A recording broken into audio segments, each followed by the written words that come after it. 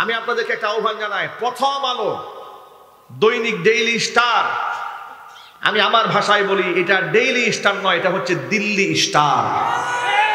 প্রথম আলো নয়, এটা হচ্ছে প্রথম অন্ধকার। ঠিক কিনা বলেন? এই দেশের আলেম ওলামা দাড়ি এবং টুপিওয়ালাদেরকে জঙ্গিবাদ প্রচার করার জন্য সবচেয়ে বড় ভূমিকা রয়েছে এই প্রথম আলো। সমস্ত আলেমদেরকে হেয় প্রতিপন্ন করে, এমনকি পশ্চিমা প্রভুদেরকে খুশি করার জন্য যত অপসংস্কৃতি আছে তা তারা প্রচার করে। কেউ যদি হাফ প্যান্ট পরে কোনো মহিলা ডিগবাজি দেয়, তাহলে পত্রিকার পাতায় উঠিয়ে দিয়ে বলে বিশাল সাহসী কাজ করেছে মহিলাটা। পক্ষান্তরে বুরকা পরা নারী ভর্তি পরীক্ষায় বিশ্ববিদ্যালয়ে ফার্স্ট ক্লাস ফার্স্ট হয়ে যায়, তার সংবাদ তারা প্রচার করে না। কথা বলতে হবে, ঠিক কিনা? এই জন্য প্রথম আলো নামক প্রথম অন্ধকার পত্রিকার সাথে এই মুসলমানদের কোনো সম্পর্ক থাকবে না। কথা বলতে বলেন, ঠিক কিনা বলেন? এমনকি ডেইলি স্টার নামক ইংরেজি যে পত্রিকা রয়েছে, যা এই দেশের পক্ষে কাকের সাথেও মুসলমানদের কোনো সম্পর্ক থাকবে না। আমি সম্পাদক মাহমুদুর রহমান ভাইয়ের উদ্দেশ্যে বলছি, আপনি আপনার সম্পাদকীয় যেভাবে আগে পূর্বে পরিচালিত করেছেন, বর্তমানে পরিচালনা করে যান। প্রথম আলো নামক প্রথম অন্ধকারকে এবং ডেইলি স্টার নামক দিল্লি স্টারকে লোকেরা ডাস্টবিনে নিক্ষেপ করে আমার দেশের পত্রিকা লোকেরা মাথায় করে ঘুরে বেড়াবে। কথা বলেন, ঠিক কিনা? ঐতিহ্যবাহী মাহফিল ও ওয়াজ মাহফিলের তিনি খুবই অসুস্থ ছিলেন, আমি যতটুকু এসে শুনেছি। একেবারেই মৃত্যু পথের যাত্রী ছিলেন। আসলে আল্লাহর পক্ষ থেকে নির্ধারিত সময় হওয়ার আগ পর্যন্ত পৃথিবী থেকে কেউ বিদায় হবে না। তিনি বেঁচে আছেন, ভালোবাসার প্রতিষ্ঠানে আপনাদের সামনে নিয়ে আবেগঘন কিছু কথাও বলেছেন। মাজলুম মানুষ, অনেক জুলমের শিকার হয়েছেন। আমরা আল্লাহর কাছে দোয়া করি, আল্লাহ পাক তার এই সবরের কারণে, তার এই মাজলুমিয়াতের কারণে আল্লাহ পাক তার জিন্দগির সমস্ত গুনাহ খাতা মাফ করে দেন। জামা কাপড়টাও যদি না দেন তাও চলবে। এতটুকুন দরদ যার অন্তরে আছে, সেই প্রতিষ্ঠান তো পিছিয়ে থাকতে পারে না। কথা বলেন, ঠিক কিনা বলেন? আমি অন্তরস্থল থেকে দোয়া করছি এই প্রতিষ্ঠানের জন্য, দোয়া করছি মোহতারাম প্রিন্সিপাল সাহেবের জন্য, দোয়া করছি আপনাদের জন্য, দোয়া করছি সভাপতি সাহেবের জন্য, এর মুহিব্বিন মুতাআল্লিকিন সংশ্লিষ্ট সকলের জন্য দোয়া করছি। আল্লাহ পাক যেন এই কোরআনে কারিমের তারকাদের কারণে, তাদের সম্মানে সকলকে মাফ করে দেন। বিশুদ্ধ তিলাওয়াতকারী কোরআন মাজিদের তাদের যে কত সম্মান আল্লাহর কাছে, সুবহানাল্লাহ, সুবহানাল্লাহ বলেন। কত সম্মান এই বিশুদ্ধ তিলাওয়াতকারী। উম্মুল মুমিনিন মা আয়েশা সিদ্দিকা রাদিয়াল্লাহু তাআলা আনহা হাদিসের রাবী, তিনি বলেছেন, নবী করিম সাল্লাল্লাহু আলাইহি ওয়াসাল্লাম বলেন, আল মাহিরু বিল কুরআনি মা'আস সাফারাতিল কিরামিল বাররা। দক্ষতার সাথে বিশুদ্ধ তিলাওয়াতি যেই ব্যক্তি কোরআন পাঠ করতে জানে, তাদের সম্মান এত বেশি, সাধারণ মানুষের কাতারে তো হতেই পারে না। তাদের সম্মান নৈকট্য প্রাপ্ত ফেরেশতাদের সমতুল্য। তাই বলে যারা কষ্ট করে কোরআন পড়েন তাদের সম্পর্কে কিছু বলা হয়নি তা নয়। বিশুদ্ধ তিলাওয়াতকারী, দক্ষ তিলাওয়াতকারী সম্মান যেমন আছে, অনুরূপ ভাবে ওয়াল্লাযী ইয়াকরাউল কুরআনা ওয়া ইয়াতাআতাউ ওয়া হুয়া শাক্কুন আলাইহি লাহু আজরান আও কামা ক্বালা আলাইহিস সালাতু ওয়াস সালাম। যেই ব্যক্তি কোরআন পড়ে কিন্তু ঠেকে ঠেকে ধাক্কায় ধাক্কায় পড়ে, আটকায় যায়, তিলাওয়াত বন্ধ করে না, তার সম্মান এত বেশি। ওয়াল্লাযী ইয়াকরাউল কুরআনা ওয়া ইয়াতাআতাউ ওয়া হুয়া শাক্কুন আলাইহি, কোরআন পড়তে কষ্ট হয় তারপরেও তিলাওয়াত বন্ধ করে না। আল্লাহ নবী সাল্লাল্লাহু আলাইহি ওয়াসাল্লাম বলেছেন, লাহু আজরান, আল্লাহ রাব্বুল আলামিন তাকে দ্বিগুণ সওয়াব দান করে দেন। আমি আমার ভাষায় বলি, কোরআন হচ্ছে মর্যাদার প্রতীক, সম্মানের প্রতীক। এর সাথে সম্পর্কিত সংশ্লিষ্ট সব কিছুর মর্যাদা আল্লাহ আকাশচুম্বী করে দেন।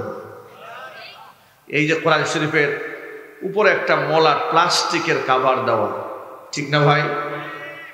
এর থেকে কত দামি প্লাস্টিক আমরা ডাস্টবিনে ছুঁড়ে মারি, কোনো আঘাত লাগে না, মনে কষ্ট লাগে না। কিন্তু শুধুমাত্র কোরআনে কারিমের সাথে মিশে আছে 10, 15, 20 টাকার একটা কাভার, মর্যাদা এত বেশি হয়ে গেছে, এখান থেকে খুলে মাটিতে পড়লে আপনার অজান্তেই মনে হয় যে কাজটা বেয়াদবি হয়ে গেছে। সুবহানাল্লাহ বলবেন না? কোরআন মাজিদের সাথে শুধুমাত্র জড়ায় আছে, আল্লাহ পাক সম্মান বাড়িয়ে দিয়েছেন। কোরআন এমন একটা মর্যাদার কিতাব, আল্লাহর নবী সাল্লাল্লাহু আলাইহি ওয়াসাল্লাম বলেছেন, আল কুরআনু গিনান লা ফাকরা বাদাহু ওয়ালা গিনান দুনাহু। কোরআন এমন একটা সম্পদ, এমন ধনাঢ্যতার নাম, আল কুরআনু গিনান লা ফাকরা বাদাহু, যার কোরআন অর্জিত হয়ে যায় তার গোটা জিন্দেগিতে দারিদ্রতা বলতে আর কিছুই থাকে না। ওয়ালা গিনান দুনাহু, কোরআন বাদ দিয়ে কেউ ধনীও হতে পারে না।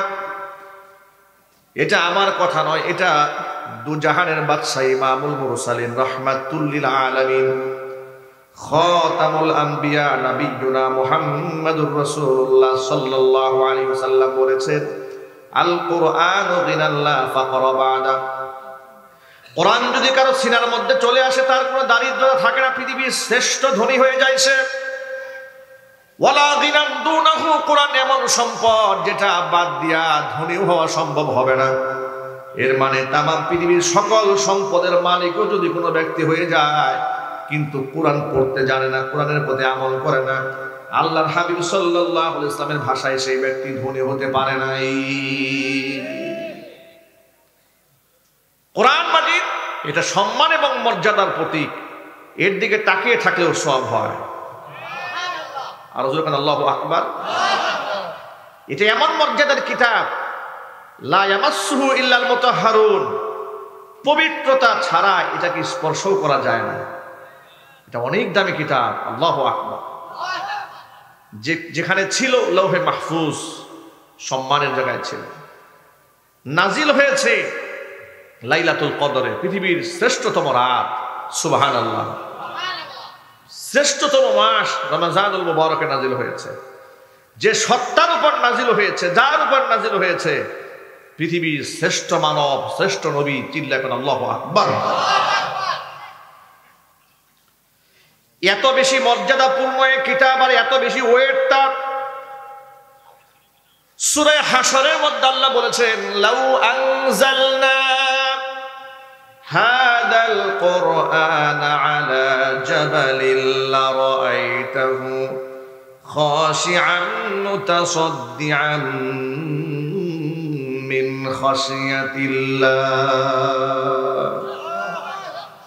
ওয়া আমার নবী, লাউ আনজালনা হাদাল কুরআন আলা জাবালিন, যদি আমি এই কোরআনটাকে পাহাড়ের উপর নাজিল করতাম তাহলে আপনি দেখতে পেতেন আমি আল্লাহর ভয়ে কোরআনে কারিমের ওয়েট বরদাস্ত করতে না পেরে পাহাড় পর্যন্ত চূর্ণ বিচূর্ণ হয়ে যেত। অন্য আয়াতের মধ্যে আল্লাহ রাব্বুল আলামিন বলেছেন, ইন্না আরাদনাল আমানাতা আলাস সামাওয়াতি ওয়াল আরদি ওয়াল জিবালি فأبين أن يحملنها وأشفقن منها وحملها الإنسان وكان الإنسان ظلوما جهولا। আমি আমার এই আমানত, আল্লাহ কোরআনকে আমানত বলেছেন। কি বলেছেন জোরে বলেন তো ভাই, কে বলেছেন? আল্লাহর নামটা একটু হাসি মুখে বলতে আপনাদের কোনো আপত্তি আছে নাকি? একটু মহব্বতে বলুন না, কে বলেছেন?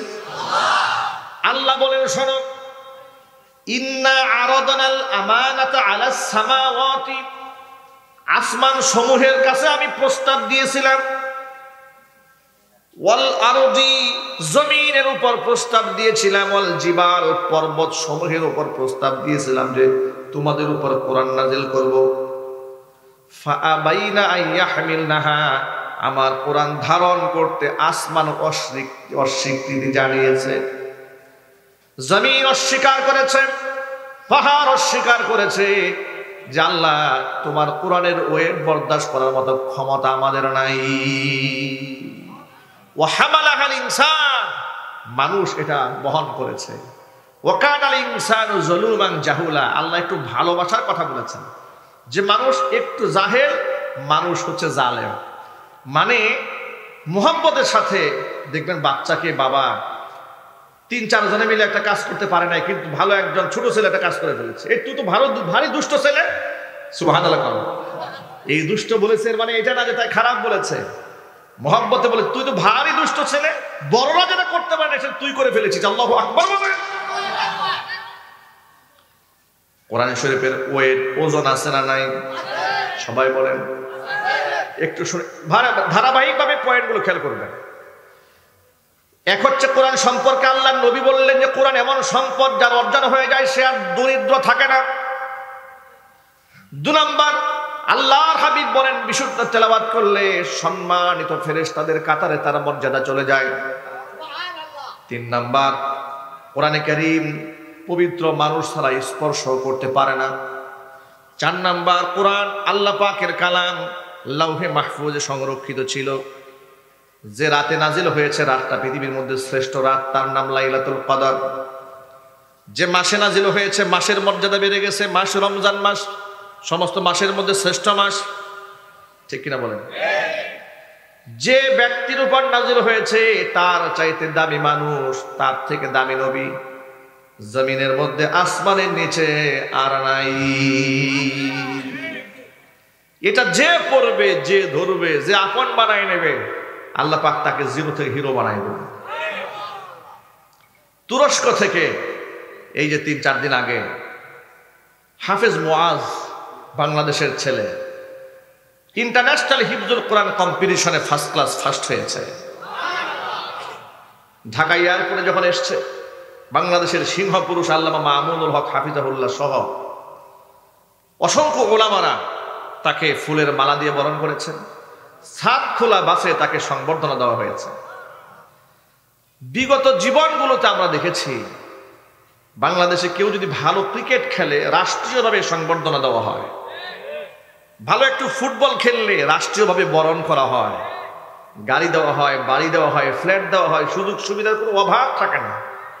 ক্রিকেট ফাইনাল টুর্নামেন্ট থেকে শুরু করে নর্মাল যখন খেলাধুলা হয় বিশ্বে অন্য দেশের সাথে, দেশের বিভিন্ন রাষ্ট্রীয় চ্যানেলে, বেসরকারি চ্যানেলে সরাসরি সম্প্রচার করা হয় যে তারা বিরাট সুনাম বয়ে নিয়ে আসতেছে দেশের বাইরে থেকে, ঠিক কিনা যদি বলেন? দুঃখজনক বাস্তবতা যে কোরআনের সাথে আমাদের হার্টের সম্পর্ক, আত্মার সম্পর্ক, এর সাথে আমাদের হৃদয়ের সম্পর্কের গভীরতা এতটাই মারাত্মক, যদি কোরআন অবমাননা করেছে এটা শুনতেও আমাদের কান প্রস্তুত থাকে না।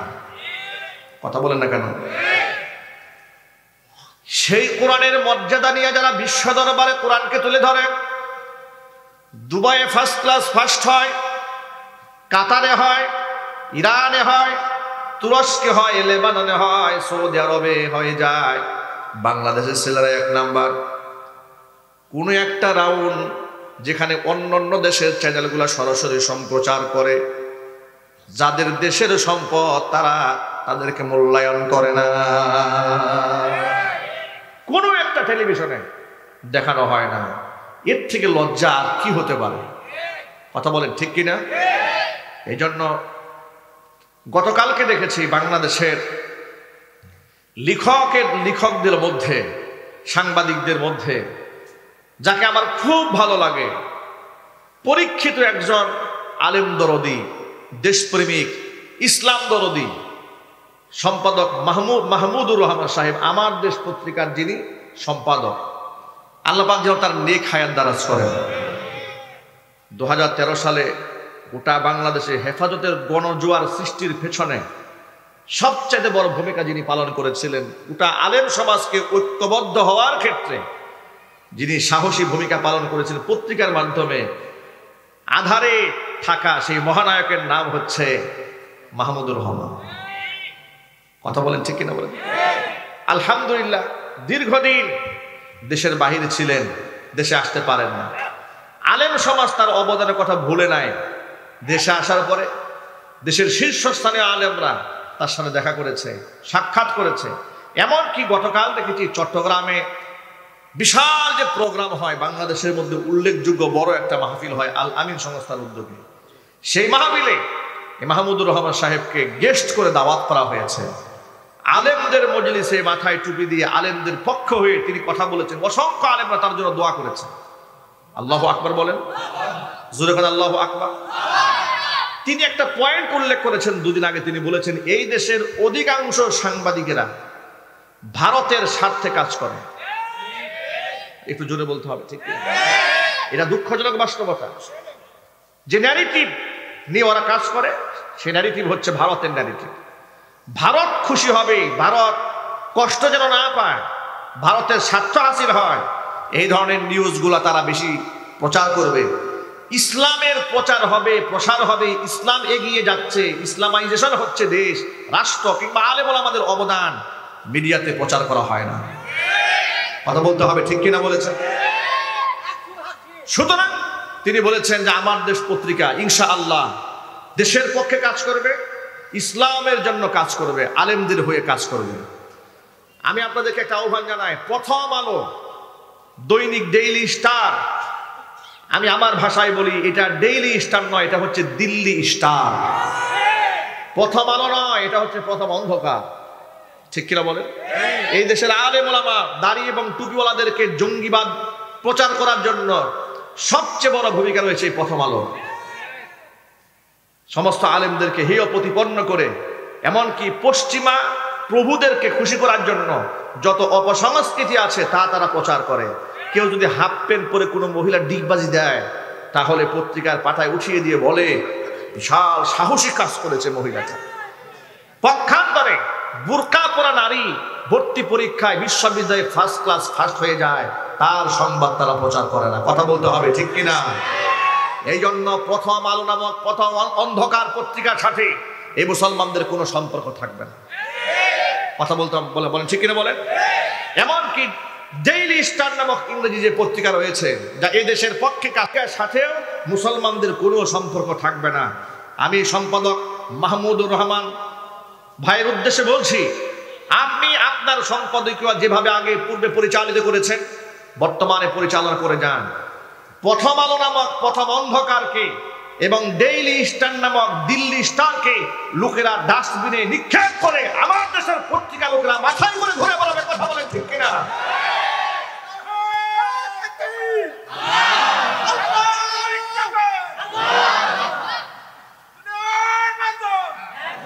আমার যুবক ভাইরা, যে কথা বলতে চেয়েছিলাম, বিদেশ থেকে আমাদের সন্তানরা কোরআন প্রতিযোগিতায় ফার্স্ট ক্লাস ফার্স্ট হয়ে আসে। আমি সকলের কাছে জানতে চাই, বাংলাদেশের যে ছেলে কোরআন প্রতিযোগিতায় ফার্স্ট ক্লাস ফার্স্ট হলো, রাষ্ট্রীয়ভাবে তার সংবর্ধনা দেওয়ার দরকার আছে না নাই? আছে না নাই? সেটা কি ফুটবল খেলে যা নিয়ে আসে তাকে যে সংবর্ধনা দেওয়া হয়েছে তার থেকে ছোট সংবর্ধনা দিলে চলবে না? আরো বড় সংবর্ধনা দিতে হবে। আমরা হাফেজদের সম্মানের পক্ষে কারা কারা আছেন দুহাত দেখতে চাই। আল্লাহ তুমি কবুল করে নাও। আল্লাহ হাফেজদের পক্ষে আমাদেরকে কবুল করে নাও।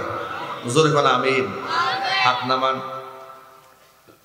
আমার প্রিয় ভাইরা, এই যে মাদ্রাসার যে ছেলেটি তেলাওয়াত করেছে, আমার কাছে মনে হয়েছে এদের পিছনে আরেকটু শ্রম এবং ঘাম দেওয়া গেলে, আরেকটু সাপোর্ট দেওয়া গেলে এরা শুধু আঞ্চলিক বোর্ডে ফার্স্ট হয়েছে তা হবে না। ইনশাআল্লাহ এরা ইন্টারন্যাশনাল কম্পিটিশনে ফার্স্ট ক্লাস ফার্স্ট হওয়ার যোগ্যতা রাখে। আল্লাহ যেন কবুল করেন। সবাই বলেন আল্লাহুম্মা আমিন। আমার প্রিয় বন্ধুগণ, তাহলে কোরআন মাজিদের ওয়েট কত? একটা এক্সাম্পল বললে আপনারা সহজে বুঝতে পারবেন। বুখারী শরীফের হাদিসের মধ্যে এসেছে, কোরআনের আয়াত যখন নাজিল হতো, নবী করিম সাল্লাল্লাহু আলাইহি ওয়াসাল্লামের চেহারা রক্তিম বর্ণ লাল হয়ে যেত। আর আল্লাহর নবীকে আল্লাহ পাক 40 জন জান্নাতি পুরুষের শক্তি তার গায়ে দান করেছিলেন। সেই রাসূলের চেহারা কোরআনের আয়াত নাজিল হওয়ার সময় কি হয়ে যেত? লাল হয়ে গেল। দাঁড়িয়ে থাকলে তিনি ওহির ভারে বসে পড়তেন, যদি বসে থাকতেন দেয়ালের মধ্যে এইভাবে ট্যাক লাগাই ফেলতেন। বিদায় হজের ভাষণের সময় আল্লাহর নবী উটের উপর সওয়ার ছিলেন।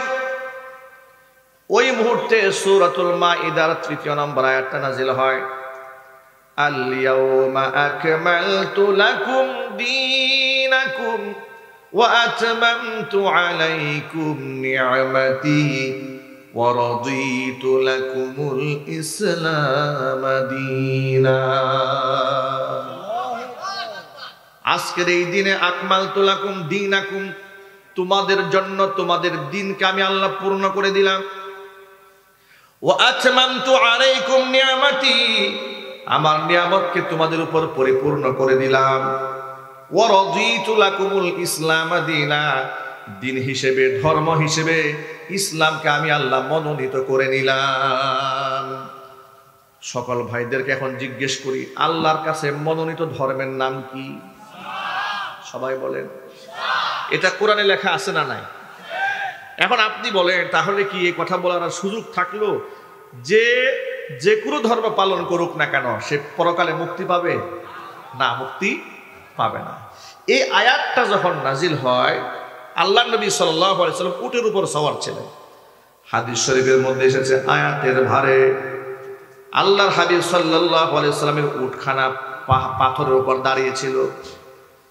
পাথর এবং বালুকার উপরে দাঁড়িয়ে থাকা উটের পা আধা হাত পর্যন্ত জমিনের মধ্যে দেবে গিয়েছিল।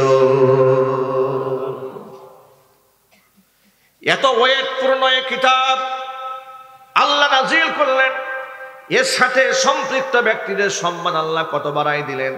কোরআন মাজিদ আল্লাহ সুবহানাহু ওয়া তাআলা নিজে বলেছেন, ইয়ারফাইল্লাহুল্লাযীনা আমানু মিনকুম ওয়াল্লাযীনা উতুল ইলমা দারাজাত। যারা ঈমান যারা এনেছে এদের সম্মান আমি আল্লাহ পাক বৃদ্ধি করে দেব। ওয়াল্লাযীনা উতুল ইলমা দারাজাত, যাদেরকে ইলম দান করা হয়েছে তাদের মর্তবা আমি আল্লাহ বাড়িয়ে দেব। কোরআন মাজিদের অন্য আয়াতে আল্লাহ পাক বলেছেন, ওয়া মাই ইউতাল হিকমাতা ফাকাদ উতিয়া খায়রান কাসীরা, যাদেরকে কোরআনের নূর সিনার মধ্যে দান করা হয়েছে, আসমানি ইলম দান করা হয়েছে। ওয়া মাই ইউতাল হিকমাতা ফাকাদ উতিয়া খায়রান কাসীরা, তাদেরকে অসংখ্য কল্যাণ দান করা হয়েছে। আল্লাহ নিজে সূরা জুমারের মধ্যে অন্য আয়াতে বলেন, কুল হাল ইয়াস্তাবিল্লাযীনা ইয়া'লামুনা ওয়াল্লাযীনা লা ইয়া'লামুন ইন্নামা ইয়াতাযাক্কারু উলুল আলবাব। নবী আপনি বলেন তো, যারা কোরআনের জ্ঞান রাখে আর যারা কোরআনের জ্ঞান রাখে না তারা কোনোদিন সমান হতে পারে? জোরে বলেন। কোনোদিন তারা সমান হতে পারে না। আল্লাহ রাব্বুল আলামিন অন্য আয়াতের মধ্যে বলেছেন, ইন্নামা ইয়াখশাল্লাহা মিন ইবাদিহিল উলামা, আমার বান্দাদের মধ্যে একমাত্র আলেমরা আমি আল্লাহকে সবচাইতে বেশি ভয় করে চলে। আল্লাহু আকবার। কোরআন শরীফের আয়াত প্রমাণ করে আলেমরা সম্মানিত। কোরআন শরীফের আয়াত প্রমাণ করে আলেমদের মর্যাদা অনেক উপরে। এবার একটা হাদিস শুনে আপনাদেরকে নবী করিম সাল্লাল্লাহু আলাইহি ওয়াসাল্লাম বলেছেন, ফাদলুল আলিমি আলাল আবিদি কাফাদলি আলা আদনাকুম। ও সাহাবীরা, তোমাদের মধ্যে তো একেবারে উচ্চ তবকার সাহাবীও আছে, এমন সাহাবীও আছে একেবারে নিম্ন তবকার সাহাবী। সব সাহাবীরা সম্মানিত, সব সাহাবীরা নাজাত প্রাপ্ত, কোনো সন্দেহ নাই। কিন্তু মর্যাদার দিক থেকে কিন্তু সকলে সমান হতে পারে না। সবাই কি আবু বকরের মর্যাদা পাবে? সবাই কি ওমরের মর্যাদা পাবে? সবাই উসমানের মর্যাদা পাবে? আল্লাহ নবী বলেন, আবু বকর, ওমর, উসমান, আলী তাদের মতো সাহাবী নয়। তোমাদের মধ্যে সবচাইতে আদনা সাহাবীর উপরে আমি নবীর মর্যাদা যেমন, এই গোটা দুনিয়ার সমস্ত আবেদের উপরে একজন আলেমের মর্তবা ঠিক তেমন। আলেমদের কত সম্মান, আল্লাহ পাক দিয়েছেন, আল্লাহ রাসূল সাল্লাল্লাহু আলাইহি ওয়াসাল্লাম দিয়েছেন। সুবহানাল্লাহ বলেন ভাই। কোরআন মাজিদ আল্লাহ রাব্বুল আলামিনের ওয়াদা আছে, ইন্নাল্লাযীনা আমানু ওয়া আমিলুস সালিহাতি সায়াজআলু লাহুমুর রাহমানু উদ্দা। নিশ্চয় যারা ঈমান আনে আর ভালো কাজ করে তাদের জন্য মানুষের অন্তরে আমি আল্লাহ মুহাব্বত সৃষ্টি করে দেই। সম্মান দেওয়ার মালিক কে? ইজ্জত দেওয়ার মালিক কে? কুলিল্লাহুম্মা মালিকাল মুলকি তু'তিল মুলকা মান তাশাউ ওয়া তানজিউল মুলকা মিম্মান তাশাউ ওয়া তু'ইজ্জু মান তাশাউ ওয়া তুযিল্লু মান তাশাউ বিয়াদিকাল খায়র ইন্নাকা আলা কুল্লি শাইইন কাদির। নবীজি আপনি বলুন, হে আল্লাহ, মালিকাল মুলকি, তুমি রাজত্বের মালিক, ক্ষমতার মালিক তুমি। তুতিল মুলকা মান তাশা ওয়া তানজিউল মুলকা মিম্মান তাশা, যাকে খুশি তুমি তাকে রাজত্ব দান করো, যার থেকে খুশি রাজত্ব তুমি ছিনায় নিতে পারো। সেই ক্ষমতা আল্লাহর আছে না নাই? এই দেশে যখন জালেম স্বৈরাচারী অসংখ্য মানুষকে হত্যাকারী, গুম খুন, আয়না ঘরে বন্দিকারী, বর্তমান জমানার লেটেস্ট ফেরাউন হাসিনা যখন রাজত্বকালে অসংখ্য আলেমদেরকে বিনা অপরাধে জেলখানায় বন্দী করেছিল, মিথ্যা মামলা দিয়া আলেমদের কোমরের মধ্যে রশি লাগিয়ে টেনে টেনে মানুষের সামনে বেইজ্জত করে আদালতে দাঁড় করিয়েছিল, আলেমদের হাতের মধ্যে হাত করা, পায়ের মধ্যে ডান্ডা বেরি পরিয়ে, বুলেট প্রুফ জ্যাকেট পরিয়ে, মাথার মধ্যে হেলমেট দিয়ে আদালতে যখন উপস্থিত করত, লোকেরা তখন বলতো, আল্লাহ আল্লাহ কি আলেমদের দোয়া কি শুনে না? অসংখ্য মানুষেরা চোখের পানি ছেড়ে কেঁদেছে। আমি আমার নিজ চোখে দেখেছি। আল্লাহর কসম কোরআন পক্ষে ধারণ করে বলি, আল্লাহর কসম, যেদিন আমাকে মাহফিল থেকে ধরে নিয়ে গিয়া জেলখানায় যেদিন বন্দী করা হলো, যেদিন জেলখানা আমাকে ঢুকানো হলো, জেলখানার আসামিরা আমাকে দেখে অসংখ্য মানুষগুলো চোখের পানি ছেড়ে দিয়েছিল আর বলেছিল, আলেমদের হাতের মধ্যে যারা হাত পরা পরায় হুজুর, আল্লাহ কি ওদের হাতগুলাকে অবশ করে দিতে পারে না? এইভাবে বদদুয়া করেছিল। প্রথম যেদিন আমাকে আদালতে হাজির করা হয়, ম্যাজিস্ট্রেট কোর্টে, আমার হাতের মধ্যে হ্যান্ডকাপ পরানো, হাতের মধ্যে গরুর রশি লাগানো। কসম আল্লাহ পাকের, মনের মধ্যে এত কষ্ট লেগেছিল, আঘাত লেগেছিল, দর্দ করে চোখের পানি ঝরে পড়েছিল। কোনোদিন আমরা মানুষদেরকে গাল মন্দ করিনি, অন্যায় কোনো কাজ আমরা করিনি, সারা জীবন মানুষদেরকে ন্যায়ের কথা বলি। মানুষ আমাদেরকে দিল থেকে এত ভালোবাসে, আমাদের হাত ধরে লোকেরা চুম্বন করে, কপাল ধরে চুমা খায়, আমাদেরকে লোকেরা বুকের সাথে জড়ায় ধরে। অসংখ্য মাহফিলে এমন ঘটনা ঘটেছে, গায়ের রুমাল খুলে লোকেরা আমাদের জুতা পর্যন্ত মুছে দিয়েছে। এত সম্মান মানুষ আমাদেরকে করে, আর আমাদেরকে গরুর রশি দিয়ে বেঁধে যখন আদালতে হাজির করেছে, আল্লাহর কসম করে বলি, লোকদেরকে দেখেছে দর দর করে চোখের পানি ছেড়ে কান্না করছে। অসংখ্য মানুষ আমাকে বলেছে, হুজুর আল্লাহ গজব পড়ুক ওদের উপরে, আল্লাহ পাকের লানত পড়ুক ওদের উপরে, এইভাবে বদদুয়া করেছে। আবার অনেক লোকেরা দুঃখ করে বলেছে, হুজুর এত যে চোখের পানি ফেলি, আল্লাহ কি আমাদের দোয়া শুনেন না? কি মনে হয় আল্লাহ দোয়া শুনেন না? বলেন না আল্লাহ দোয়া শুনেন না? আল্লাহ যদি দোয়া নাই শুনতেন, আল্লাহ আমাদেরকে যে কত ভালোবাসে, আল্লাহ পাকের শুকরিয়া আমরা কেমনে আদায় করবো বলেন? নবী মুসা কালিমুল্লাহ আল্লাহর কাছে দোয়া করেছিলেন, দোয়া কবুল হয়েছে 40 বছরের পর আল্লাহ পাক বাস্তবায়ন করে দিয়েছিলেন। আর আমাদের মতো এত গুনাহগার মানুষ আমরা, এত পাপিষ্ঠ মানুষ আমরা, এত নিকৃষ্ট মানুষ আমরা, প্রতিদিন আমরা রবের সাথে নাফরমানি করি, ক্ষুধাদ্রোহিতা করি, এরপর আল্লাহ পাক আমাদেরকে কত ভালোবাসেন। জালেম ফেরাউনের নৌকা 41 সাল পর্যন্ত চলবে বলে ওরা ঘোষণা দিয়েছে। আল্লাহ রাব্বুল আলামিন 2024 সালের মধ্যে আল্লাহ পাক সেই নৌকা মানুষের সামনে বেইজ্জত করে ডুবিয়ে দিয়েছে। আল্লাহ আছে না নাই? জোরে বলতে হবে, আল্লাহ আছে না নাই? আমার প্রিয় যুবক ভাইরা, মা বোনেরা, এমনিতেই ওদের পতন হয় নাই। ওরা আলেমদেরকে জঙ্গিবাদ বলেছে, কথা বলে না কেন? ওরা আলেমদেরকে মৌলবাদ বলেছে, রাজাকার আল বদর বলে মানুষদের সামনে হিয়া প্রতিপন্ন করেছে। শহীদ আল্লামা দেলওয়ার হোসেন সাঈদী রহমাতুল্লাহি আলাইহির মতো বিশ্ব বরেণ্য একজন কোরআনের দায়ীকে ধর্ষক বলেছে, 300 নারী ধর্ষণ করেছেন বলে মানুষের সামনে বেইজ্জত করেছে। আলেমদেরকে রাজাকার বানিয়ে বাজে কার্টুন সাজিয়ে শাহবাগের নাস্তিকদের হাতে তুলে দিয়ে প্রতিনিয়ত আলেমদের বিরুদ্ধে বিষোদ্গার করেছে। আল্লামা শাহ আহমদ শফী রহমাতুল্লাহি আলাইহি আল্লাহর একজন ওলি ছিলেন, তেতুল হুজুর বলে তাদেরকে হাসাহাসি করেছে, ঠাট্টা বিদ্রুপ করেছে। কথা বলেন। জুনায়েদ বাবনগরী রহমাতুল্লাহি আলাইহির মতো বয়োবৃদ্ধ একটা মানুষকে রিমান্ডে নিয়ে পিটাইয়া ফ্যানের সাথে ঝুলিয়ে দিয়েছে। মুফতি আমিনী রহমাতুল্লাহি আলাইহির মতো ব্যক্তিকে টর্চার করে পঙ্গুর মতো বানিয়ে দিয়েছিল। তিনি লাঠি ছাড়া ভর করে চলতে পারতেন না, এমন একটা অবস্থা তার করে দিয়েছিল। গোটা উপমহাদেশের মধ্যে শ্রেষ্ঠ শাইখুল হাদিস আল্লামা আজিজুল হক রহমাতুল্লাহি আলাইহি বুখারী শরীফ যিনি সর্বপ্রথম বাংলায় তরজমা করেছেন, তাকে মার্ডার কেসের আসামি বানাইয়া জেলখানায় বন্দী করে দিয়েছিল।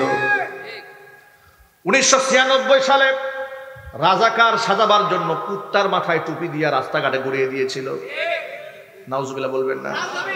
আমার মতো মানুষ, আমি গেছি মাহফিলে, মানিকগঞ্জে মাহফিলে গেছি, গাজীপুরে আমার নামে মামলা লিখে ফেলেছে। কি মামলা লিখেছে জানেন? আমি নাকি গাড়িতে আগুন ধরিয়ে দিয়েছি। মামলা লিখেছে, আমার মামলা লিখেছে যে আমাকে ধরেছে, আমার পকেটে 16টা ককটেল পাওয়া গেছে, মামলা লিখেছে।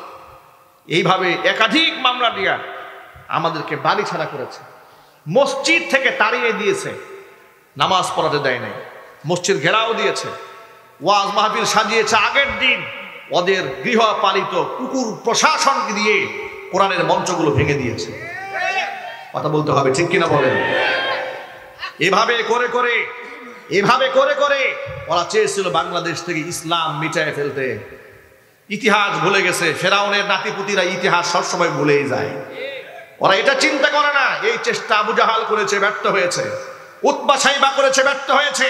ফেরাউন, নমরুদ, কারুন, সাদ্দাত, হামান সকলে ব্যর্থ হয়েছে। সুতরাং বর্তমানেও এখানে সফল হওয়ার কোনো সুযোগ নাই। কোরআনের বিরুদ্ধে যে আসবে জুতা পিটা শেষ হবে। কথা বলেন ঠিক কিনা মুসলমান?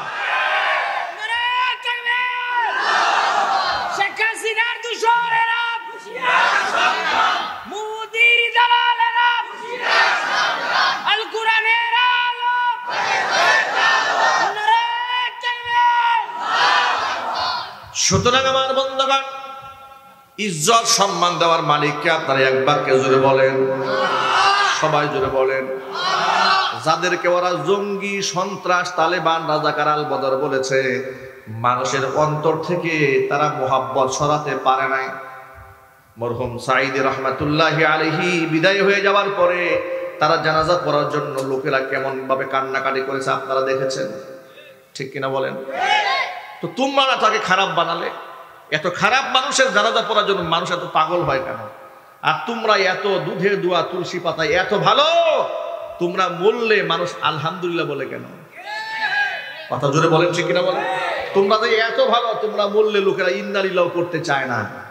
কেমন জীবন গঠন করেছো তোমরা? কেমন জীবন গঠন করলে? কিসের রাজনীতি তোমরা করো? যে রাজনীতি করতে গেলে রাস্তার কুকুরের দাম থাকে, তোমাদের দাম থাকে না মানুষের অন্তরে। কথা বলতে হবে, ঠিক কিনা? এমন রাজনীতি ছেড়ে দাও, এমন রাজনীতি বাদ দিয়ে দাও যে রাজনীতি করলে তুমি আল্লাহর নাম নিতে পারো না, আলেমদেরকে মোহাব্বত করতে পারো না, সম্মান করতে জানো না।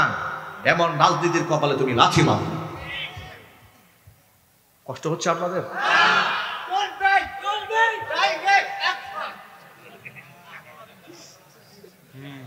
আমার যুবক ভাইয়ারা, কোরআনের সাথে সম্পর্কিত ব্যক্তির সম্মান আল্লাহ পাক বাড়িয়ে দেন। সুতরাং এখানে যত মানুষ আছে কোরআনের সাথে সম্পর্ক রাখার দরকার আছে না নাই? হাত তুলে ওয়াদা করেন কোরআনের সাথে সম্পর্ক রাখবেন, আল্লাহ যেন কবুল করেন। জোরে কোন আমিন।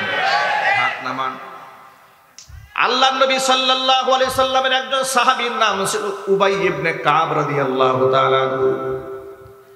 উবাই ইবনে কাব রাদিয়াল্লাহু তাআলা আনহু তিনি কাতিবে ওহী ছিলেন।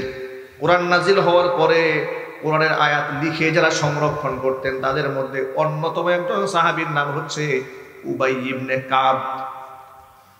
ইন্নাহু কানা মুআল্লিমাল কোরআন, তিনি কোরআনের শিক্ষক ছিলেন। নও মুসলিম যারা তাদেরকে কোরআন শেখাতেন। এই সাহাবী শুধুমাত্র কোরআন বক্ষে ধারণ করার কারণে কত সম্মান আল্লাহ পাক তাকে দান করেছেন। একদিন আল্লাহর নবী সাল্লাল্লাহু আলাইহি সাল্লাম উবাইকে ডাক দিয়ে বলেন, ও উবাই শোনো, আমারনি আযজা ওয়া জাল্লা আন আকরা আলাইকা লাম ইয়াকুনিল লাযিনা কাফারু মিন আহলিল কিতাব। ও উবাই, আল্লাহ তাআলা আমাকে নির্দেশ প্রদান করেছেন আমি যেন তোমাকে সূরা বাইয়িনা তেলাওয়াত করে শোনাই। এই কথা শোনার পরে নবী সাহাবী উবাই ইবনে কাব বিস্ময় কণ্ঠে হুজুরকে ডাক দেয়া বলেন, আওয়া সাম্মানি ইয়া রাসূলুল্লাহ, ও আল্লাহর রাসূল, আল্লাহ কি তার পবিত্র জবান দিয়ে আমার নামটা উচ্চারণ করেছে নাকি? আওয়া সাম্মানি ইয়া রাসূলুল্লাহ, আল্লাহ নবী সাল্লাল্লাহু আলাইহি সাল্লাম জবাব দিয়ে বললেন, নাম, আল্লাহ তোমার নাম ধরে বলেছেন আমি যেন তোমার কোরআন শরীফ তেলাওয়াত করে শোনাই। একমাত্র কোরআনকে মহব্বত করার কারণে আল্লাহ পাকের কুদরতি জবানে উবাই ইবনে কাবের নাম আল্লাহ উচ্চারণ করেছেন। জোরে কোন সুবহানাল্লাহ। নবীজির আরেকজন সাহাবীর নাম ছিল আব্দুল্লাহ ইবনে উম্মে মাকতুম রাদিয়াল্লাহু তাআলা আনহু। তিনি অন্ধ ছিলেন, জন্মান্ধ, কিন্তু কোরআনের আয়াত মুখস্থ করার জন্য সব সময় পাগল পারা হয়ে থাকতেন। আয়াত নাজিল হতে দেরি হতো, মুখস্থ করতে তিনি দেরি করতেন না। একদিন আল্লাহ নবী সাল্লাল্লাহু আলাইহি ওয়াসাল্লাম আবু জাহাল, উতবা, সাইবা, ওয়ালিদ ইবনুল মুগীরা, আবু সুফিয়ান তাদের সাথে বসে বৈঠক করছিলেন। এমন সময় হযরতে আব্দুল্লাহ ইবনে উম্মে মাকতুম রাদিয়াল্লাহু তাআলা আনহু তিনি শুনতে পেলেন কোরআন শরীফের আয়াত নাজিল হয়েছে। এই কথা শুনে তিনি দৌড়ায় রাসূল পাক সাল্লাল্লাহু আলাইহি ওয়াসাল্লামের কাছে গেলেন। খবর নিয়ে তিনি আল্লাহর নবী পর্যন্ত পৌঁছে গেলেন, কিন্তু অন্ধ হওয়ার কারণে তিনি পরিবেশ বুঝতে পারলেন না যে কোন সিচুয়েশনে আল্লাহর নবী আছেন। আল্লাহ নবী সাল্লাল্লাহু আলাইহি সাল্লামের দরবারে গিয়ে হুজুরকে ডেকে বললেন, আল্লিমনি ইয়া রাসূলুল্লাহ মিম্মা আল্লামাকাল্লাহ। ও আল্লাহর রাসূল, আল্লাহ আপনাকে যা শিখিয়েছেন সেটা আপনি আমারে শিখাইয়া দেন। অন্ধ সাহাবী, সুবহানাল্লাহ। এখানে অনেক চক্ষুষ্মান আছেন, যাদের চোখ আছে, তারা দেখেও কোরআন শরীফটা পড়তে জানে না। এমন লোক কি সমাজে কম না বেশি? এটা কি আমাদের জন্য একটা লজ্জাজনক কথা নয় ভাই? এটা কি একটা দুঃখজনক কথা নয় যে আমরা সব পড়তে পারি কিন্তু যেটা পড়া ফরজ ছিল আমরা সেটাই পড়তে পারি না? এটা কি আমাদের ব্যর্থতা নয়? মনে রাখবেন, কিয়ামতের দিন আল্লাহর নবী যে আমাদের পক্ষে সুপারিশ করবেন এ কথা তো নিশ্চয়ই আপনারা জানেন। আমাদের নবীজি সাল্লাল্লাহু আলাইহি ওয়াসাল্লামের একটা উপাধি হচ্ছে তিনি শাফিউল মুযনিবিন। গুনাহগার বান্দাদের জন্য তিনি একজন সুপারিশকারী, ঠিক কিনা বলেন? আপনারা রওজাতুম মিন রিয়াজিল জান্নায় গিয়েছেন, অনেকেই গেছেন। যারা যান নাই আল্লাহ পাক যাওয়ার তৌফিক দান করেন, যারা গিয়েছেন আল্লাহ বারবার যাওয়ার তৌফিক দান করেন। রাসূলের রওজার সামনে দাঁড়িয়ে লোকেরা কি বলে? আসসালাতু ওয়াসসালামু আলাইকা ইয়া রাসূলুল্লাহ, আসসালাতু ওয়াসসালামু আলাইকা ইয়া হাবিবাল্লাহ, আসসালাতু ওয়াসসালামু আলাইকা ইয়া শাফিআল মুযনিবিন, আসসালাতু ওয়াসসালামু আলাইকা ইয়া রাহমাতাল লিল আলামিন। ঠিক কি না? রাসূলের রওজার সামনে গিয়ে আপনারা বলেন শাফিউল মুযনিবিন, কেন বলেন? অর্থ কি? গুনাহগারদের জন্য সুপারিশকারী, সুবহানাল্লাহ বলেন। কিন্তু এই তথ্য আপনারা নিশ্চিত থাকেন, শুধুমাত্র আল্লাহর নবী গুনাহগারদের পক্ষেই সুপারিশ করবেন এতটুকু সীমাবদ্ধ নয়। ওয়াকালা রাসূল ইয়া রাব্বি ইন্না কওমি ইত্তাখাযু হাযাল কুরআনা মাহজুরা। নবী করিম সাল্লাল্লাহু আলাইহি ওয়াসাল্লাম কিয়ামতের দিন কিছু মানুষের বিরুদ্ধে আল্লাহর আদালতে নিজে সাক্ষী হয়ে দাঁড়ায় যাবেন। আল্লাহ রাসূল বলবেন, আয় আমার রব, ইন্না কওমি ইত্তাখাযু হাযাল কুরআনা মাহজুরা, আমার কওমের লোকেরা এই কোরআনটাকে পরিত্যক্ত একটা বই বানিয়ে ছেড়ে দিয়েছিল। এদের পুরো মূল্য ছিল না আমার এই কওমের লোকদের কাছে। এই সমাজে এখন এমন অসংখ্য লোক আছে যাদের কাছে কোরআনের চার পয়সার কোনো দাম নাই। বলেন না কেন? যদিও সে মুখে বলবে না, কিন্তু বাস্তবতায় তাই করে। প্রমাণ দেয় আপনাদের সামনে। আচ্ছা, আপনার সন্তান স্কুলে কলেজে বিশ্ববিদ্যালয়ে লেখাপড়া করলে লক্ষ লক্ষ টাকা খরচ করেন, এটা কি সত্য না মিথ্যা? আরো জোরে বলেন। এ কথাও তো সত্য যে লোক স্কুলে কলেজে ইউনিভার্সিটি বাচ্চাকে পড়ানোর জন্য মাসে 10,000 টাকা বাজেট করে, সে কোরআন শেখার জন্য 1,000 টাকাও বাজেট করে না। কেন? তার কাছে কোরআনের অনেক দাম আছে এই জন্য নাকি? না, তার কাছে 4 পয়সার মূল্য নাই। বরং প্রাইভেট যদি কেউ পড়ায়, কোনো শিক্ষক মাসে 2,000 টাকাও যদি বেতন দেয়, তারা বলে হুজুরি এত টাকা দিয়ে কি করবে? কথা বলে না। উনি 4,000, 5,000, 10,000 টাকা ইংরেজি, ম্যাথমেটিক্স, অঙ্কের পেছনে খরচ করবে, বিজ্ঞানে খরচ করবে, কোনো প্রশ্ন আসে না। ডাক্তারি পড়াতে গেলে 25 লাখ, 30 লাখ, 40 লাখ, 50 লক্ষ টাকা খরচ হয়। এখানেও কোনো আপত্তি নাই।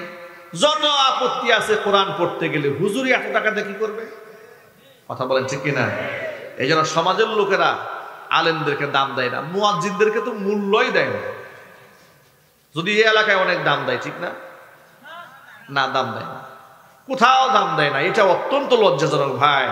মনে রাখবেন, কিয়ামতের দিন মুয়াজ্জিন সাহেবকে আল্লাহ সুপারিশের সুযোগ দেবেন। হাফেজ কোরআনদেরকে সুপারিশের সুযোগ দেবেন, আলেমদেরকে আল্লাহ তাআলা সুপারিশের সুযোগ দেবেন। সর্বপ্রথম আল্লাহ তাআলা নবীদেরকে সুপারিশ করার সুযোগ দিয়ে দিবে। জোরে কোন আল্লাহু আকবার। হাদিস শরীফের মধ্যে এসেছে, ইয়াশফাউ ইয়াউমাল কিয়ামাতি সালাসাতুন আল আমবিয়া সুম্মাল উলামা সুম্মাশ শুহাদা। সুপারিশ করার সুযোগ পাবে প্রথমত 3টা শ্রেণী। 1 নাম্বার হচ্ছে উলামারা সুযোগ, 1 নাম্বার হচ্ছে নবীগণ সুপারিশ করার সুযোগ পাবেন। প্রথমত সমস্ত নবীরা আল্লাহর ভয়ে হাসরের ময়দানের ভয়াবহ চিত্র দেখে সমস্ত নবীরা পর্যন্ত চুপ হয়ে যাবেন। ইয়া নাফসি ইয়া নাফসি বলে কান্নায় ভেঙে পড়বেন। হাসরের সমস্ত মানুষগুলো দৌড়ায়া আদি পিতা হযরত আদম আলাইহিস সালাতু ওয়াস সালামের কাছে যাবে, গিয়ে বলবেন, ইশফা আলি যুররিয়াতি, আপনি তো আমাদের পিতা হন। হযরত আদম আলাইহিস সালাতু ওয়াস সালাম আমাদের কি হন? জোরে বলেন। কথা বলেন। নিজের বাবার পরিচয় দিতে কি লজ্জা হয় নাকি ভাই? আদম আলাইহিস সালাম আমাদের কি হন? আমাদের বাবা হন। সুবহানাল্লাহ পড়েন। এই কথাটা কেন আপনাদের মুখ থেকে শুনাইলাম, উচ্চারণ কেন করালাম শোনেন। এই পৃথিবীর অসংখ্য মানুষ অপপ্রচার চালায় যে আদম আলাইহিস সালাতু ওয়াস সালাম থেকে বিশ্ব পরিমণ্ডলে মানুষের আবিষ্কার হয় নাই, বরং মানুষের পূর্বপুরুষ ছিল বানর। আচ্ছা, আপনাদের কি মনে হয় আমি কাল্পনিক কথা বললাম? এটা কিন্তু গত বছর শিক্ষা সিলেবাসে বাচ্চাদের বইয়ের মধ্যে ঢুকে দেওয়া হয়েছে গল্পের আকারে। আপনারা তো চিন্তাই করতে পারেন না যে স্বৈরাচারী মনে হয় বিএনপি আর জামাতের উপর নির্যাতন চালিয়েছে। না, স্বৈরাচারী এই দেশের শিক্ষা সিলেবাসের উপর টর্চার করেছে, আদর্শকে ধ্বংস করে দিয়েছে, নির্লজ্জতা প্রতিষ্ঠা করার আন্দোলন করেছে, সমকামিতাকে প্রমোট করেছে, বেহায়াপনাকে উস্কে দিয়েছে, মাদ্রাসা মাহফিলগুলো বন্ধ করে দিয়েছে, পক্ষান্তরে নাচ গানের অনুষ্ঠানকে একেবারে ব্যাপক করে দিয়েছে। কথা বলতে হবে, ঠিক কিনা? বইয়ের সিলেবাসে ওরা দিয়ে দিয়েছিল পূর্বপুরুষ বানর। ওরা ব্যাখ্যা লিখেছে বানর থেকে হঠাৎ, এটা ডারউইনের মতবাদ। ডারউইনের মতবাদটা কি? ডারউইন একটা নেশাগ্রস্ত দার্শনিক ছিল। নেশাগ্রস্ত আমি এই জন্য বললাম যে কত বড় মাতাল হলে এই ধরনের কথা বলতে পারে। যে বানর ছিল, গাছে গাছে চলতো, গাছে গাছে লাফাতে লাফাতে এক পর্যায়ে গাছের গুতা খাইয়া পিছর থেকে লেজ খুঁজে পড়ছে। লেজ খুলে যাওয়ার পরে এরপর আরো কিছুদিন লাফাইছে। এরপরে তিনি গাছের ফল টল হাবিজাবি খাইতে খাইতে আস্তে আস্তে মানুষ হয়ে গেছে। যে এই কথা বলেছে ও কি সুস্থ না পাগল? আরো জোরে বলেন। এই পাগলের সিলেবাস যারা, পাগলের এই কথাকে যারা বইয়ের পাতায় অন্তর্ভুক্তি করেন, ওরা কি? এগুলা ছাগল। কথা বলেন, ঠিক কিনা বলেন? পাগল তো সেটা করেছে, কিন্তু পাগলের এই বক্তব্যকে সমর্থন করে যারা বইয়ের পাতায় ঢুকিয়েছে, এগুলা কি? ছাগল। এই জন্য আপনাদেরকে বলি ভাইয়েরা আমার, আমাদের আদি পিতার নাম কি বলেন তো সকলে? একজন ইব্রাহিম আলাইহিস সালাম। বুঝতে ভুল করেছে। জাতির পিতার নাম কি? ইব্রাহিম আলাইহিস সালাম। আর আদি পিতার নাম আদম আলাইহিস সালাতু ওয়াসসালাম। আদম আলাইহিস সালাতু ওয়াসসালাম এই দুনিয়ার প্রথম নবী আর প্রথম মানুষ। হাসরের ময়দানে মানুষগুলো সর্বপ্রথম আদম আলাইহিস সালাতু ওয়াসসালামের কাছে যাবে, গিয়ে বলবেন ইশফাআলি যুররিয়াতিক, আপনি আপনার সন্তানদের জন্য একটু দোয়া করেন আল্লাহর কাছে, সুপারিশ করেন আল্লাহর কাছে।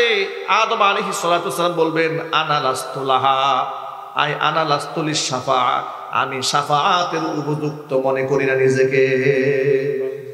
আমি আজকে রবের সামনে কোনো কথা বলতে পারবো না, তবে তোমাদেরকে আমি একটা সাজেশন দেই, সাজেস্ট করি, তোমাদেরকে পরামর্শ দেই, তোমরা চলে যাও আল্লাহ নবী সাল্লাল্লাহু আলাইহি ওয়াসাল্লাম, আল্লাহ অন্যতম নবী আদমের সানি যাকে বলা হয় হযরত নূহ আলাইহিস সালাতু ওয়াসসালামের কাছে চলে যাও।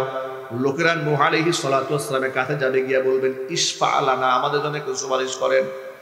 নূহ আলাইহিস সালাতু ওয়াসসালাম বলবেন আনা লাস্তু লাহা, আমি এর উপযুক্ত নই, বরং তোমরা চলে যাও জাতির পিতা ইব্রাহিম আলাইহিস সালাতু ওয়াসসালামের কাছে।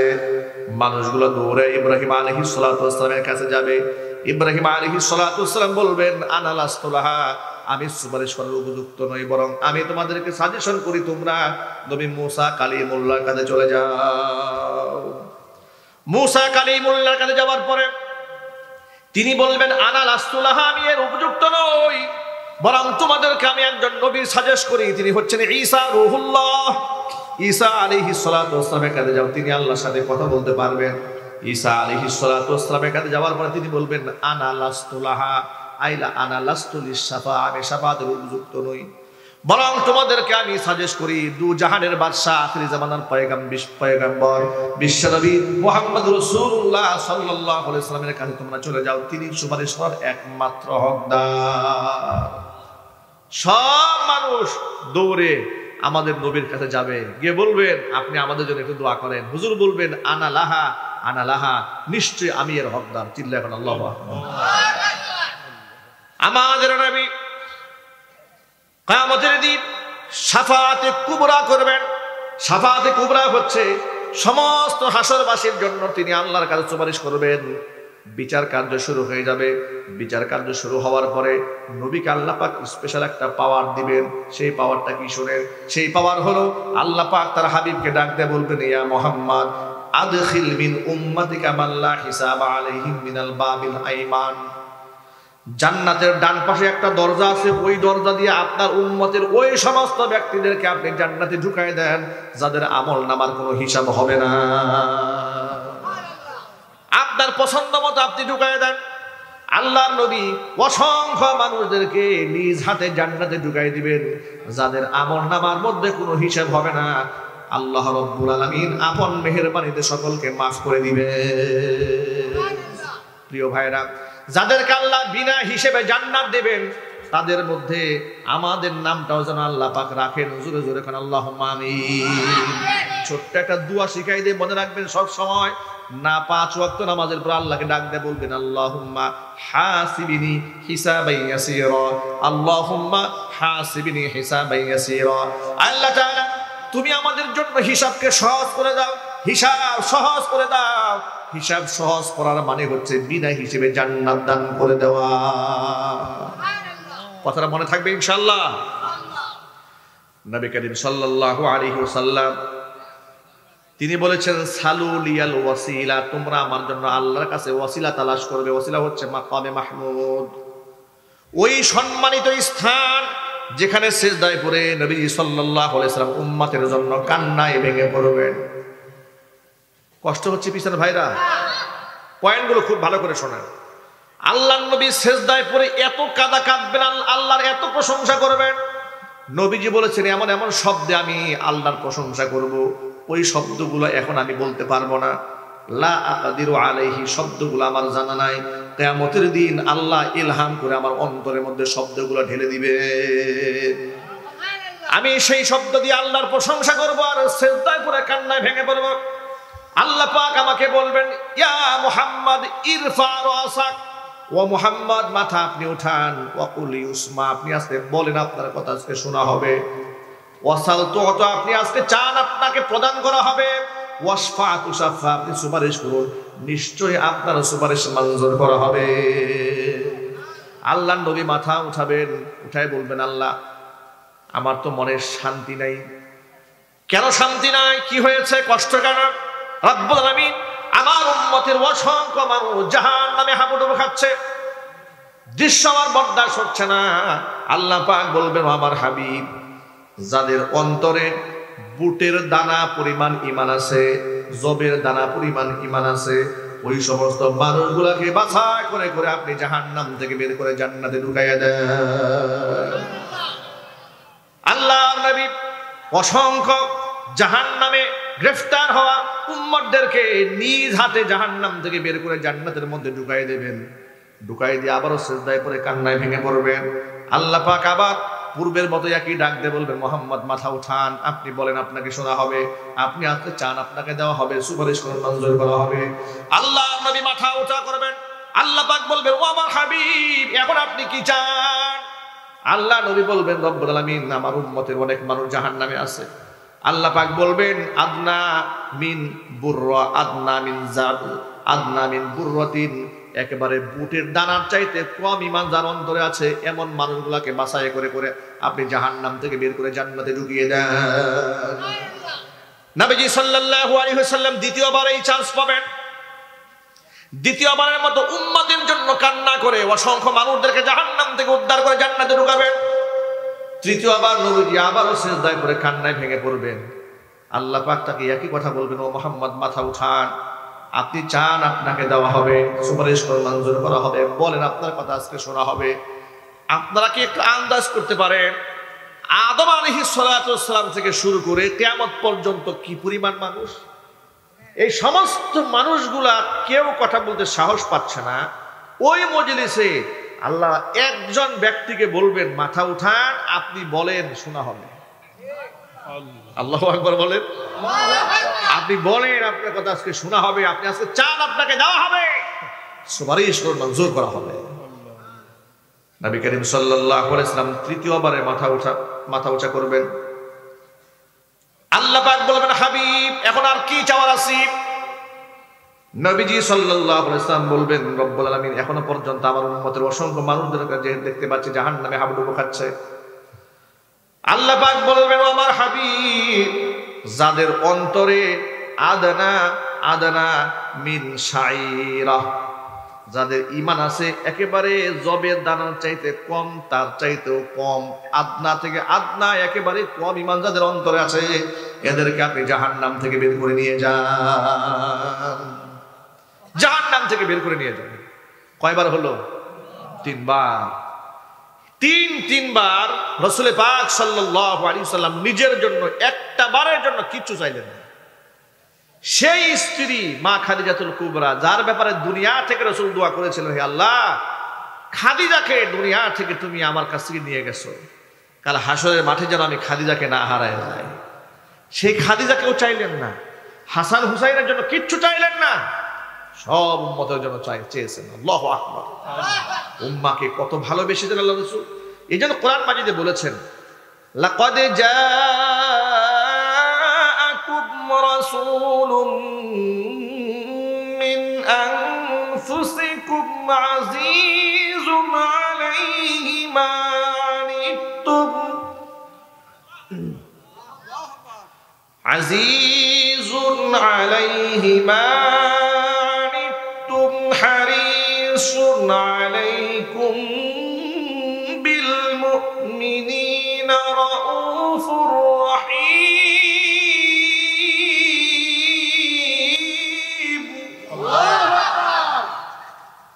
আল্লাহ বলেছেন, লাকাদ জাআকুম রাসূলুম মিন আনফুসিকুম, তোমাদের ভিতর থেকে তোমাদের কাছে এসেছে এমন একজন রাসূল, আজিজুন আলাইহি মা আনিতুম, যিনি তোমাদের কষ্টে বড়ই কষ্ট পান, হারিসুন আলাইকুম আই হারিসুন আলা হিদায়াতিকুম, তোমাদের হেদায়েতের জন্য যিনি সবচেয়ে বড় আকাঙ্ক্ষা রাখেন, বিল মুমিনিনা রাউফুর রহিম, যিনি ঈমানদারদের জন্য অতীব দয়ালু আর তার মনটা বড় ভালোবাসায় পরিপূর্ণ। জোরে জোরে বলুন সুবহানাল্লাহ। কত মুহাব্বত উম্মতের জন্য।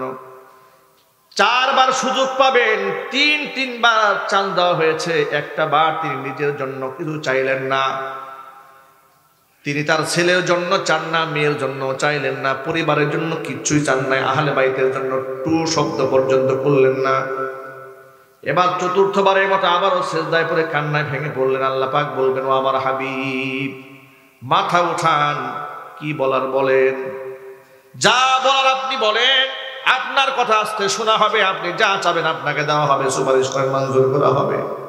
4র্থবারের মতো শেষবারের মতো মাথা উঠাইয়া আল্লাহর কাছে এমন একটা দাবি করে বসবেন, আপনারা শুনে অবাক হয়ে যাবেন। নবী করিম সাল্লাল্লাহু আলাইহি ওয়াসাল্লাম আল্লাহকে ডাকতে বলবেন, রব্বুল আলামিন, দেখতে চায় না কার অন্তরে কতটুকু ঈমান আছে, একটা সুযোগ আপনি আমাকে শেষবারের মতো দান করেন। গোটা জীবনে যে ব্যক্তি লা ইলাহা ইল্লাল্লাহ একটা বার বলেছে ঈমানের সাথে, ঈমান কতটুকু আছে আর কতটুকু গেছে দেখব না। সারা জীবনে শুধুমাত্র কেবলমাত্র একটা বার শুধু লা ইলাহা ইল্লাল্লাহ বলেছে এমন ব্যক্তি একজনকেও জাহান্নামে রাখবো না, সবগুলাকে আমি জান্নাতে নিয়ে যাব। আল্লাহ পাক তার রাসূলকে থামিয়ে দেবেন, থামিয়ে দিয়ে বলবেন, ও আমার হাবিব, আপনার জন্য যতটুকু করার ছিল আপনি করেছেন, এখানে আপনার আর কোনো হক নাই, এখন আমার হক শুরু হয়ে গেছে। সুবহানাল্লাহ বলেন। আল্লাহর একটা ওয়াদা আছে রাসূলুল্লাহর সাথে, দুনিয়া থেকে নবী করিম সাল্লাল্লাহু আলাইহি ওয়াসাল্লামের সাথে আল্লাহ পাকের একটা ওয়াদা আছে। সেই ওয়াদা হচ্ছে, ইন্না সানুরজিকা ফি উম্মাতিকা ওয়ালা নাসুক।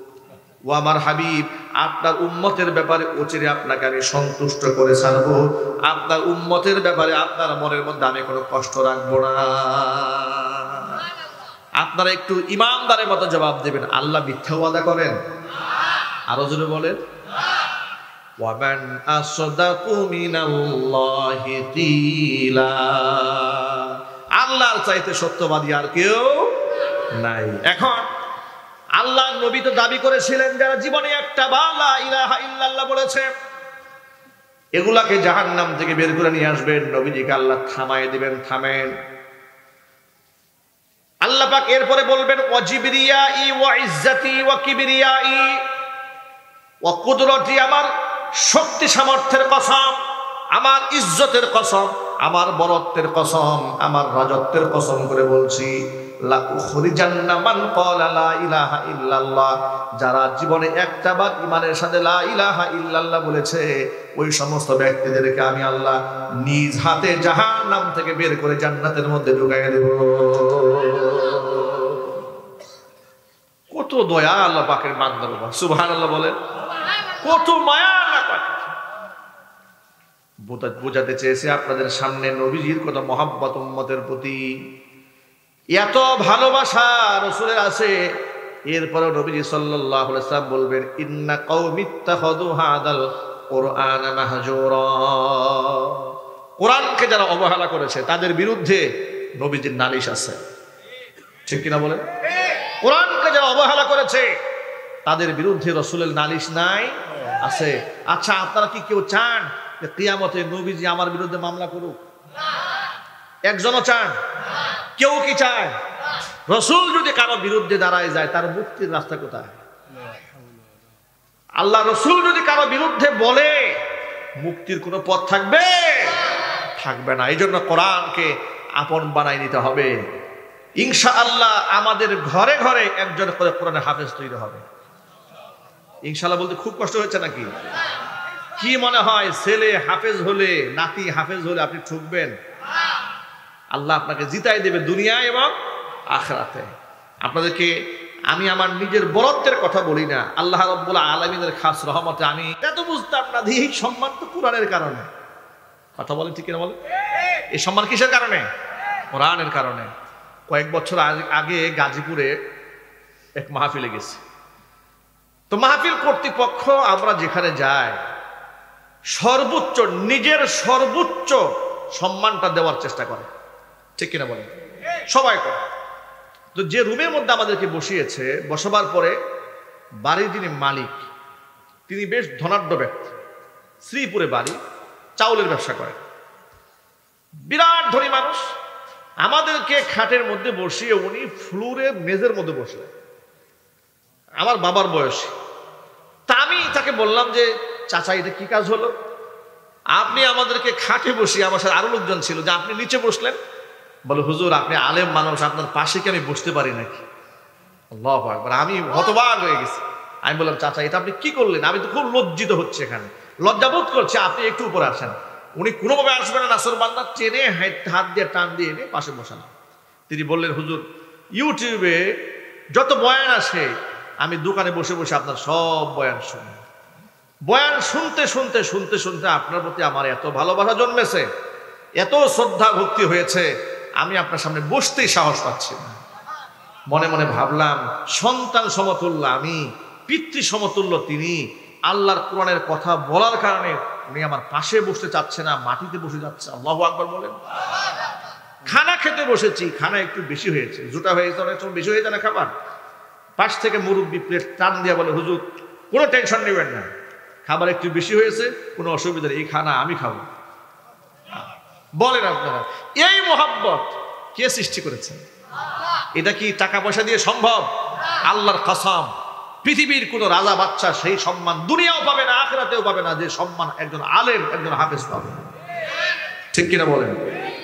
সুতরাং আপনার সন্তান আপনার সম্পদ, আপনার সন্তান আপনার সম্মান, সেই সম্মান দুনিয়াতে, সম্মান আখিরাতে।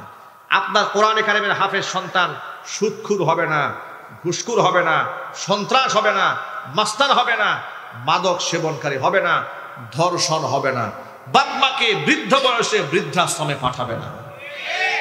ঠিক কিনা বলেন? মা বাবাকে ভালোবাসবে, কারণ কোরআন তাকে বাপ মাকে শ্রদ্ধা করতে শিখিয়েছে।